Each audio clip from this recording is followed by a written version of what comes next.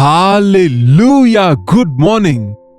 நம்முடைய தேவனுடைய மகா கிருபையினால் இன்னொரு நாளை ஆண்டவர் நமக்கு கொடுத்திருக்கிறார். நாம் உயிரோடு இருப்பது எவ்வளவு பெரிய பாக்கியம் இது.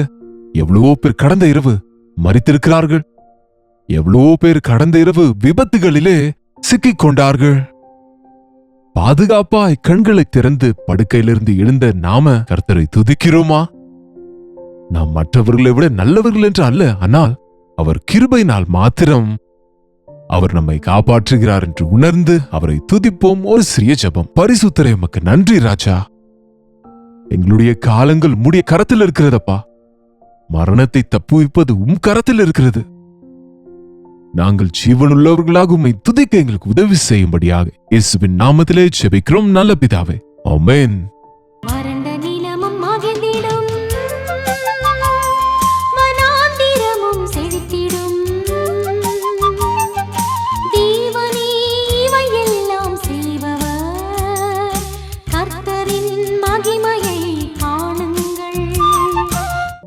தேவனை துதிப்பதற்கு கற்றுக்கொள்ளுங்க. நன்றியோடு கூட வாழ்வது ரொம்ப அவசியம். இந்த கடைசி காலத்தில் எங்கும் உலகத்துல பாதுகாப்பு இல்லை. நாம் பாதுகாப்பாக இருக்கிற முடிகிறது என்றால் அது வெறுமனே தேவனின் கிருபையே.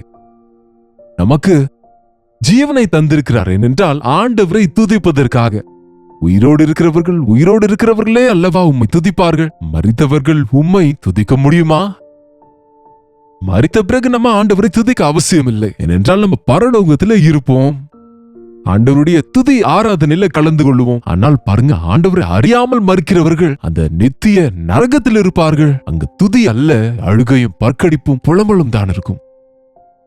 நம்மில் அநேகர் இந்த விஷயத்தை சீரியஸா எடுப்பதில்லை. இந்த உலகமே நிரந்தரம் என்று நினைக்கின்றோம். மரித்த பிறகு வாழ்க்கை இருக்கிறதென்று கிறிஸ்துவை இரட்சகராக ஏற்றுக்கொள்ளாவிட்டால், நம்முடைய பாவங்களுக்காக மனஸ்தாபப்பட்டு அவைகளை அறிக்கை செய்து விட்டுவிடாவிட்டால், நாம் நம் மனசாட்சியை காத்து கொள்ளாமல் நம் இஷ்டம் போல வாழ்ந்தால், அக்கினியும் கந்தகமும் எரிகிற கடலிலே பிசாசோடு கூட பங்கு பெற வேண்டும் என்ற விஷயத்தை நாம நினைவுல வைத்திருக்க வேண்டும். இன்றைய போதகர்கள் ஆசீர்வாதம் ஆசீர்வாதம் ஆசீர்வாதம் என்கிறார்களே தவிர, தேவன் நியாயம் தீர்ப்பார், அவர் நியாயாதிபதியா இருக்கிறார் என்ற விஷயத்தை, அவர் நீடிய பொறுமையுள்ளவர், ஆனால் அவருடைய கோபம் ஒரு நிமிஷம் தான் இருக்கும் என்ற விஷயத்தை உங்களுக்கு நினைவுபடுத்துவது இல்லை. பாருங்க, அப்போஸ்தலர் நடபடிகள் 24ஆம் அதிகாரம் 24ஆம் வசனத்திலே ஒரு அதிகாரி இருக்கிறார். அவர் பெலிக்ஸ். அவருடைய மனைவி, அவள் ஒரு யூத பெண்மணி. அவள் பெயர் துருசில்லாள். தன் மனைவியோடு கூட வந்து பவுலை அழைப்பித்து கிறிஸ்துவை பற்றும் விசுவாசத்தை குறித்து அவன் சொல்ல கேட்டான். பவுல் இங்கே சிறைச்சாலையில் இருக்கிறார். பவுலை இந்த சிறைச்சாலையிலிருந்து தண்டனையிலிருந்து விடுவிக்க கூடிய அதிகாரமுடையவரா இந்த பெலிக்ஸ் இருக்கிறார். பவுல் இந்த சிறைச்சாலையில் அடைக்கப்பட்டது ஏதோ குற்றங்கள் செய்த அல்ல, பாவங்கள் செய்த அல்ல, வஞ்சகங்களோ பொய்களோ சூழ்ச்சிகளோ என்னங்க களவுகளோ அவர் செய்யவில்லை. அவர் சுவிசேஷத்தை அறிவித்தார் என்ற படியினால் அவரை சிறையில் அடைத்தார்கள். இப்பொழுது நம் தேசத்திலும் அநேகரை சுவிசேஷத்தை அறிவிக்கிறார்கள் என்று பழி சுமத்தி இப்போ கைது செய்கிறார்கள், சிறையில் அடைக்கிறார்கள், அவர்களை துன்புறுத்துகிறார்கள் என்ற விஷயத்தை நம்ம கேள்விப்படுகிறோம். பவுலோ சிறையானாலும் மரணமானாலும் கிறிஸ்துவுக்காகவே என்று தீர்மானித்த ஒரு பெரிய ஊழியக்காரர். அவர் பணத்தை விரும்புகின்றவன். கிறிஸ்துவுக்காக பாடுகளை சகிக்காமல் தப்பித்துக் கொள்ள விரும்புகிறவர்கள் தேவனை எப்படி மகிமைப்படுத்த முடியும்? தன் உயிரையும் கூட கர்த்தருக்காக அர்ப்பணிக்க கூடியவனே ஒரு உண்மையான விசுவாசி. பவுல் கிறிஸ்துவை குறித்தே பேசுவார், தன்னை குறித்த அல்ல. கிறிஸ்துவின் நாமத்தில் இருக்கிற வல்லமையை குறித்து அவளுக்கு வெளிப்படுத்துவார்.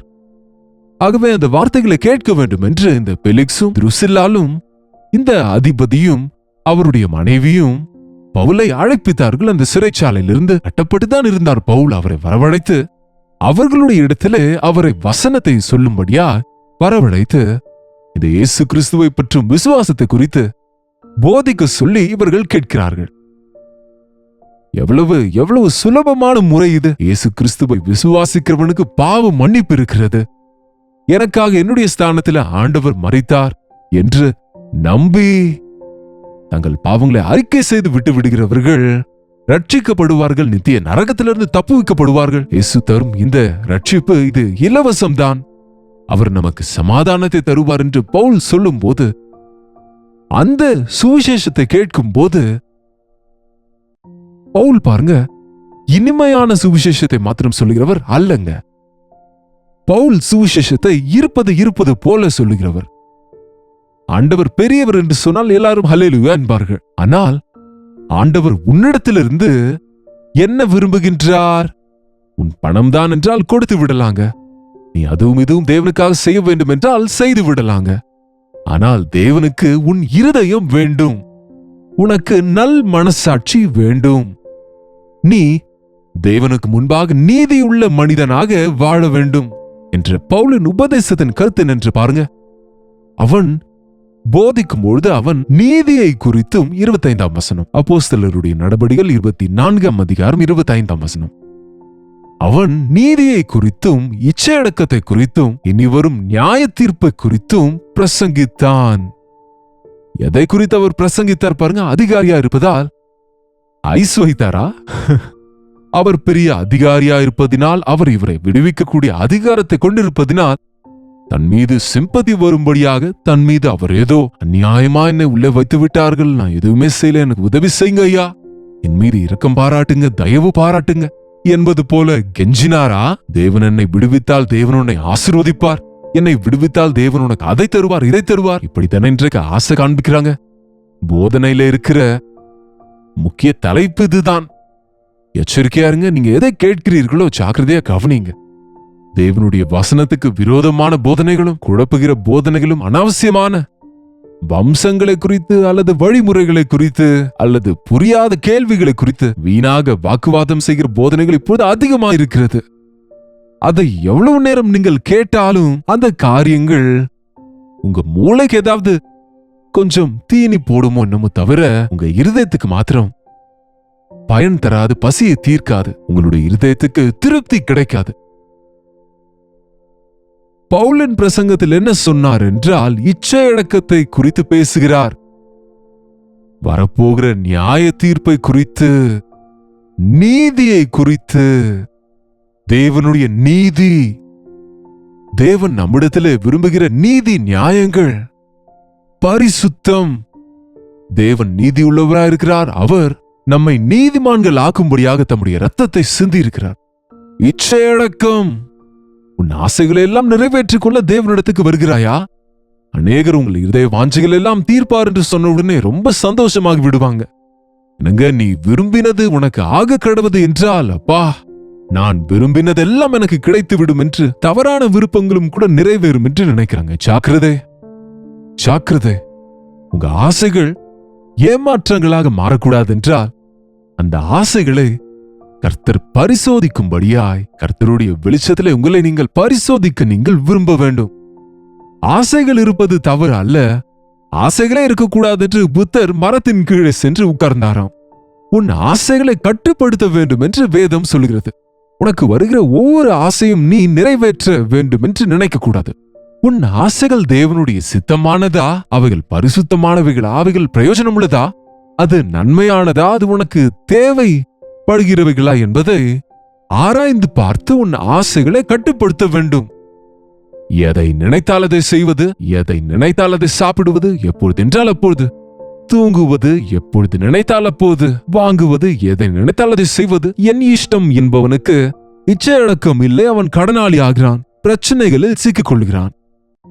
ஆவியின் கனியோவென்றால் அன்பு, சந்தோஷம், சமாதானம், நீடிய பொறுமை, தயவு மற்றும் விசுவாசம், நற்குணம், இச்சை அடக்கம், சாந்தம் மற்றும் இச்சை அடக்கம். இச்சை அடக்கம் என்பது ஒரு மனிதன் தேவனோடு நடக்கும்போது, தேவனுடைய ஆவிக்குரிய பலத்தை பெற்றுக் கொள்ளும் போது தன் ஆசைகளை கட்டுப்படுத்திக் கொள்ளுவான். சரீர இச்சைகளுக்கு கீழ்ப்படிய மாட்டான், உலக ஆசைகளுக்கு பணிய மாட்டான். அது கிறிஸ்தவ பக்தி கற்றுக் கொடுப்பது. நீ நினைப்பதெல்லாம் நடத்துவதற்கல்ல நீ ஆண்டவரை ஏற்றுக்கொண்டது. நீ நினைத்தது தேவனுடைய சித்தமா இல்லையா என்று ஆராய்ந்து பார்த்து தேவ சித்தமானால் அதை செய்வதும் இல்லை என்றால் அதை விட்டு விடுவதும் கற்றுக்கொள்ள வேண்டும். தேவன் கொடுத்தாலும் கொடுக்காவிட்டாலும் அவர் மீது விசுவாசம் கொண்டிருப்பது, அசுத்தமானவைகளுக்காக வாஞ்சியாமல் இருப்பது, நீதி நியாயத்தை விரும்புவது வேண்டும். நீதியை குறித்தும் இச்சையடக்கத்தை குறித்தும் வரப்போகிற நியாய தீர்ப்பை குறித்தும் போதித்தார். இந்த காலத்தில் பிரசங்கத்தில் இந்த போதனைகள் குறைந்து விட்டது. தேவனுடைய நீதியை குறித்து பிரசங்கிக்கிறவர்கள் குறைந்து விட்டார்கள். தேவ அன்பை குறித்து வர்ணிக்கிறவர்கள் அதிகமா இருக்கிறார்கள். நல்லதுதான், தேவ அன்பை புகழ்ந்து தீர்க்க முடியாது எவ்வளவு முறை வர்ணித்தாலும் விவரித்தாலும். ஆனா அதே நேரத்தில் பேலன்ஸ், தேவ அன்பிலே நீதி இருக்கிறது, தேவனுடைய அன்பிலே நியாயம் இருக்கிறது, தேவ அன்பிலே பரிசுத்தம் இருக்கிறது, அது குற்றமும் மாசுமற்றது. நீதியை குறித்த போதனை, அதே போல இச்சையடக்கத்தை குறித்த போதனை, உன் விருப்பத்தை எல்லாம் நிறைவேற்றுவார் என்ற போதனை விட நீ கேட்பதை தேவன் கொடுக்க மாட்டேன் என்பார் என்ன செய்வாய் என்ற போதனை, நீ கேட்டதை கொடுத்தாலும் கொடுக்காவிட்டாலும் தேவன் உண்மையுள்ளவர் என்று விசுவாசிக்க செய்யக்கூடிய போதனை, தேவனுடைய சித்தம் எதுவோ அது எனக்கு இருந்தால் போதும், கொடுத்தால் போதும் என்று திருப்தி அடையும் பக்தி இந்த காலத்தில் அவசியமா இருக்கிறது. இச்சை அடக்கமும் வரப்போகிற கோபாக்கினை, அநேகர் இந்த விஷயத்தை நினைப்பதே இல்லை. வரப்போகின்ற கோபாக்கினை, ஆட்டுக்குட்டியானவரின் கோபாக்கினை நாள் மகா பயங்கரமானது. அதை தாங்கிக் கொள்ளக்கூடியவன் ஒருவனும் இல்லை. ஆட்டுக்குட்டி என்ன, கோபாக்கினை என்ன என்று நினைக்கிறீங்களோ என்னமோ? ஆமாங்க, ஆட்டுக்குட்டியாக நல்மைப்பராக வந்த ஆண்டவர், சாதுவாக இரட்சகராக நம் நடுவே இருந்த ஆண்டவர் இந்த முறை கர்ஜிக்கிற சிங்கமாக வரப்போகின்றார். தேவன் எவ்வளவு நேசித்தாலும், எவ்வளவு நன்மை செய்தாலும், எவ்வளவு ஆசீர்வதித்தாலும், எவ்வளவாக தன் ஜீவனை கொடுத்து உன்னை மீட்க வேண்டும் என்று விரும்பினாலும் நீ மறுத்தால் நியாய தீர்ப்பு நெருக்கத்தில் இருக்கிறது. வரப்போகிற கோபாக்கினை நாள் கர்த்தர் ராஜாதி ராஜாவாய் வரப்போகிறார். அந்த கோபாக்கினை நாளிலே தேவன் பூமியை அதிர செய்வார் என்று வேதம் சொல்லுகிறது. அதிர செய்யும் போது பூலோகத்தார் எல்லாரும் புலம்பி அழுவார்கள். அவர் மேகங்களின் மீது வரும்போது அவரை குத்தினவர்களும் பூலோகத்தில் அவரை அவமானப்படுத்தினவர்கள் மார்பில அடித்துக் கொண்டு அழுவார்கள். ஏசாண்டவர் இன்றைக்கு நிராகரித்து மறுத்தால் உன் இஷ்டம் என்பது போல விட்டு விடுகிறோம். ஆனால் இன்றைக்கு நீ தேவ அன்பை புறக்கணித்தால் நாளை அவருடைய நியாய தீர்ப்பை சந்திக்க வேண்டும். இன்றைக்கு அவர் இரட்சகர், நாளைக்கு அவர் நியாயாதிபதி. இன்றைக்கு அவர் அன்பு நிறைந்தவர், ஆனால் நாளைக்கு அவர் உன்னை நியாயம் தீர்க்கிறவர். கோபாக்கினை நாளை குறித்து, மரித்த பிறகு இருக்கக்கூடிய வாழ்க்கை குறித்து எத்தனை முறை இந்த போதனை கேட்கிறீர்கள் இந்த காலத்திலே? தெரியுமா உங்களுக்கு மரித்த பிறகு வாழ்க்கை இருக்கிறது என்று? நாம் எல்லாரும் இந்த சரீரத்தினால் செய்த கிரியைகள், அது நன்மையானாலும் தீமையானாலும், அவைகளை குறித்து தேவ சிங்காசனத்தின் முன்பு நின்று கணக்கு கொடுக்க வேண்டும். நாம் பேசுகிற ஒவ்வொரு வார்த்தைக்கும் தேவனுக்கு கணக்கு கொடுக்க வேண்டும். அந்த தீர்ப்பின் நாளிலே அந்த விலை சிங்காசனத்தின் முன்பு நம்ம எல்லாரும் நிற்க வேண்டும். யார் யாருடைய பெயர் ஜீவ புஸ்தகத்தில் எழுதப்படாதோ அவர்கள் அக்கினியும் கந்தகமும் எரிகிற கடலிலே தள்ளப்படுவார்கள். அது இரண்டாவது மரணம். ஆமாங்க, ஏசாண்டவரை நம்பினால் நம்பினோம், இல்லை என்றால் இல்லை. பரிசுத்தமாய் வாழ்ந்தால் வாழ்வோம், இல்லை என்றால் இல்லை என்று நினைத்துக் கொண்டே இருந்தால் பயங்கரமான அந்த தீர்ப்பின் நாளிலே நீங்கள் தேவனுக்கு முன்பு நிற்க முடியாது. அதற்குதான் தேவ கோபாக்கினை நாள் சமீபிக்கிறது, அவர் வருகை நாள் சமீபிக்கிறது. ஐம்பூதங்களும் பயங்கரமாய் வெந்து உருகி போகும் காலம் சமீபிக்கிறது. ஆண்டவர் நம்மை நேசித்து இன்னும் இந்த ரட்சிப்பின் சுவிசேஷம் அநேகரை சென்றடையும்படி அனுப்புகின்றார். நம்முடைய போதனையில நம் ஆண்டவர் எவ்வளவு பெரியவர் என்பது, அவருடைய அன்பு எவ்வளவு உன்னதமானது என்பது, மனுஷனுடைய இருதயம் எவ்வளவு கெட்டு போனது என்பதும் கூட, அவ்வளவு அருவருப்பான நபரை அவ்வளவு அன்புள்ள நபர் எப்படியாக ரட்சிக்கிறார், எப்படி நேசிக்கிறார் என்பது, இவ்வளவு பெரிய ரட்சிப்பை அலட்சியம் செய்தால் எவ்வளவு பெரிய நியாய தீர்ப்பு இருக்கிறது என்பதை இன்றைக்கு நம்முடைய போதனையில, கிறிஸ்தவ போதனையில இணைந்து இருக்க வேண்டும். அப்படிப்பட்ட போதனைகளை நீங்க கேட்கிறீங்களா? உங்க இருதயத்தை சரி செய்து கொள்கிறீங்களா? செபிப்போமா. பரிசுத்தரே, அன்புள்ள ஆண்டவரே, தேவனிடத்திலிருந்து நன்மைகளையே விரும்பி எங்கள் விருப்பங்களையே நிறைவேற்ற வேண்டும் என்கிற பக்தி இல்லாமல் தேவனுடைய நீதியை நிறைவேற்ற முடிகிறதா? எங்களுடைய நீதியின்படி அல்லாமல், எங்கள் சுய நீதியால் அல்ல, அழுக்கு கந்தையை போன்ற எங்கள் நீதியால் அல்ல, குற்றமற்றதும் மாசற்றதும் ஆகிய கிறிஸ்துவின் இரத்தத்தின் மூலம் மீட்கப்பட்டிருக்கிற நாங்கள் கிறிஸ்துவின் மூலம் நீதிமான்களாக மாற்றப்பட்டு பாவத்தின் பேச்சுக்கே போகாமல் வாழ இந்த உலகத்தில் இருக்கும்போது எங்கள் மாம்ச இச்சைகளை சிலுவையில் அறைய, உலக ஆசைகளை சிலுவையில் அறைய, இச்சையடக்கம் உடையவர்களாக பரிசுத்தர்களாய் வாழ எங்களுக்கு உதவி செய்யுங்கப்பா.